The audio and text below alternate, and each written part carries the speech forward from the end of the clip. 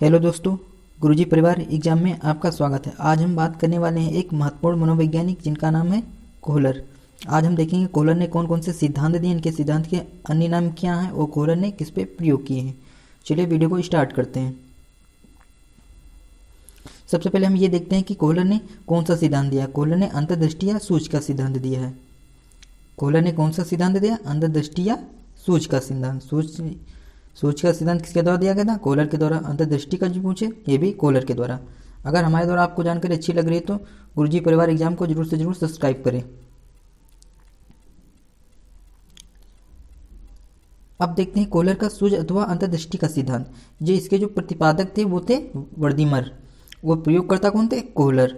किस पे कोहलर ने प्रयोग किया था? चिंपैंजी पर, जिसका नाम था सुल्तान। उनके संयोगकर्ता के क्या नाम था? कोफका। वो प्रतिपादन कब किया था? 1912 में किया था। प्रतिपादक अगर पूछे तो कौन है? वर्दीमर थे। और अगर प्रयोगकर्ता पूछ ले वो थे कोहलर। और कोहलर ने किस पर प्रयोग किया था? सुल्तान नामक चिंपैंजी पर। उनके जो सहयोगकर्ता का क्या नाम था? कोफका। वो प्रतिपादन कब किया था? 1912 में। अब ये देखते हैं गेस्टाल्ट क्या है। गेस्टाल्ट शब्द जर्मन भाषा का है जिसका अर्थ है समग्रता अथवा संपूर्ण।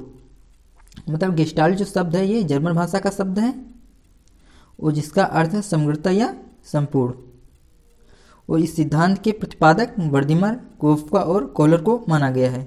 किनको किनको माना गया? वर्दीमर को और कोफका और कोहलर को, जैसा कि हमने अभी पहले आपको बताया है।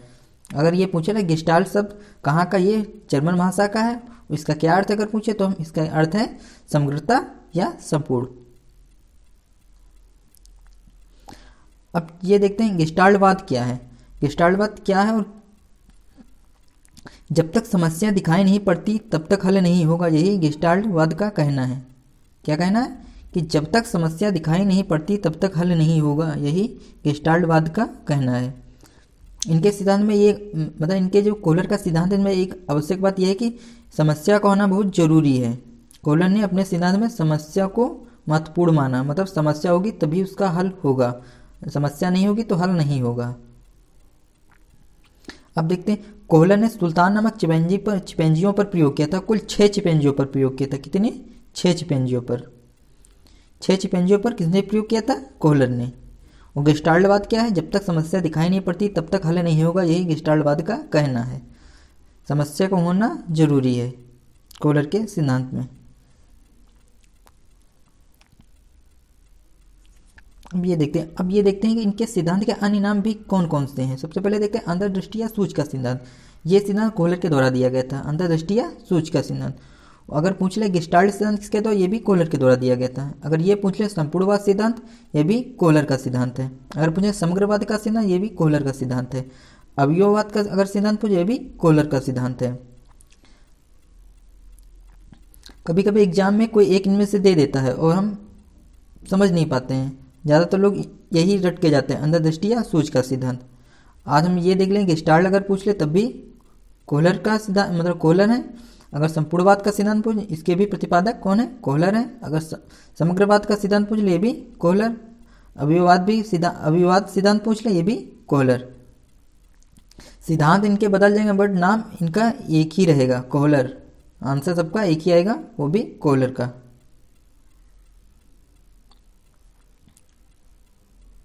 अब ये देखते हैं कोहलर ने कैसे प्रयोग किया था चिंपैंजियों पर। चलिए स्टार्ट। कोहलर ने एक पिंजरे में सुल्तान नामक चिंपैंजी को बंद कर दिया था। पिंजरे में 2 छड़ें इस प्रकार रखी कि उन्हें एक दूसरे में फंसाकर लंबा बनाया जा सकता था और पिंजरे के बाहर केले इधर उधर रखे गए थे। चिंपैंजी केलों तक पहुंच नहीं सकता था। केलों को देखकर चिंपैंजी उन्हें लेने का प्रयास करने लगा, किंतु बिना छड़ी की सहायता से उन्हें प्राप्त करना कठिन था। चिंपैंजी की दृष्टि छड़ों पर पड़ गई और उससे केले और छड़ी के मध्य संबंध स्थापित कर लिया और उसने छड़ों को उठाया, मतलब छड़ी को उसने उठाया और अचानक दोनों छड़ियों को आपस में जोड़ लिया। उन्हें लंबा कर उन छड़ियों की सहायता से केलों को अपनी ओर खींचकर प्राप्त कर लिया। इनको एक चित्र से समझाते हैं आपको। देखिए एक चिंपैंजी है, उसको पिंजरे में बंद कर दिया था। और एक ये छड़ी थी, एक ये छड़ी थी, और ये दो ऐसी छड़ी थे जिनको आपस में जोड़कर, मतलब जो आपस में जुड़ सकती थी, जैसा कि यहाँ पे वो एक वो है जोड़ का निशान। एक ये हो गई,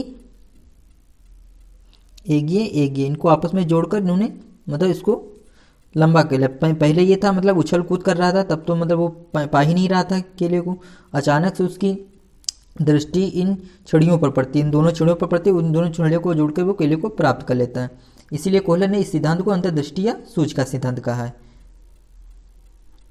अब इसमें देखते हैं, ये जो फिगर है इसमें मतलब मतलब चिंपैंजी को एक बंद कमरे में बंद कर देता है और ऊपर केले को टांगता है, और इसी कमरे में 3 अलग अलग बॉक्स रख देते हैं छोटे छोटे, जैसा कि इसमें आप देख रहे हैं।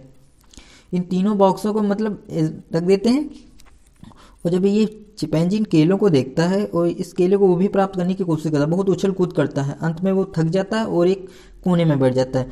और तभी अचानक से उसकी नज़र इन बॉक्सों पर पड़ती है, छोटे छोटे 3 बॉक्स में, और फिर वो इन बॉक्सों को एक के ऊपर एक रखकर केले को प्राप्त कर लेता है,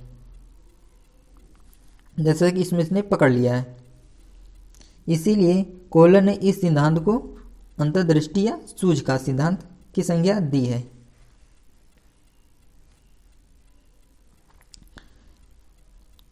इस प्रकार कोहलर ने चिंपैंजी पर अनेक प्रयोग किए और निष्कर्ष निकाला कि जीव संपूर्ण वातावरण का प्रत्यक्षीकरण करता है और इसके आधार पर उसमें सूझ उत्पन्न होती है। इससे वह अपनी समस्या का समाधान करना सीख लेता है। अर्थात जब तक व्यक्ति के सामने जब कोई समस्या आती है तो उस समस्या का समाधान करने के लिए व्यक्ति के मस्तिष्क में एक नया विचार आता है, जिसके आधार पर व्यक्ति अपनी समस्या का समाधान कर लेता है। यह नया विचार ही सूझ अथवा अंतर्दृष्टि कहलाता है। अर्थात मतलब जब व्यक्ति के सामने कोई समस्या आती है और उस समस्या का समाधान करने के लिए व्यक्ति के मस्तिष्क में एक नया विचार आता है, और इसी नए विचार को कोहलर ने कौन सी संज्ञा दी है? सूझ या अंतर्दृष्टि की संज्ञा दी है। कौन सी संज्ञा दी है? सूझ या अंतर्दृष्टि की संज्ञा दी है कोहलर ने। इसीलिए इस सिद्धांत का क्या नाम पड़ गया? अंतर्दृष्टि या सूझ का सिद्धांत। अब देखते हैं इनका शैक्षिक महत्व क्या है।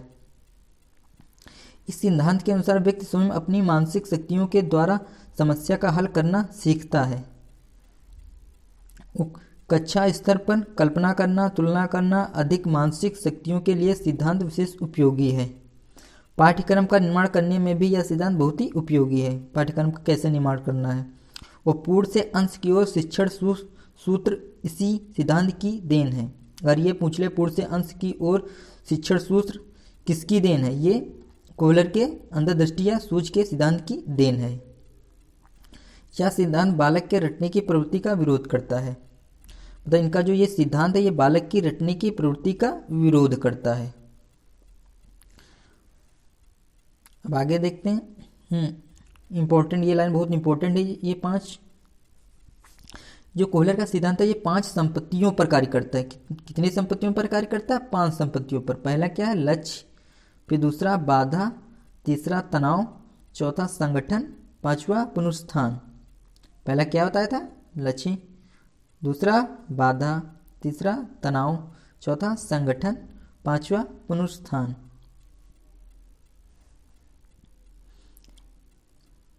शैक्षिक महत्व भी हमने देख लिए कोहलर के। कोहलर ने कैसे प्रयोग किया चिंपैंजी पर, यह भी हमने इस वीडियो में देख लिए। इस सिद्धांत का अन्य नाम भी हमने इस वीडियो में देख लिया, कौन कौन से इनके अन्य सिद्धांत थे।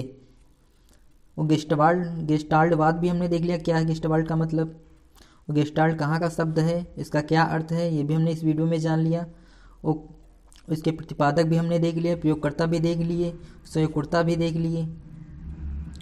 अगर हमारे द्वारा दी गई जानकारी आपको अच्छी लगी हो तो गुरुजी परिवार एग्जाम को जरूर से जरूर सब्सक्राइब करें और शेयर करें और लाइक करें। धन्यवाद।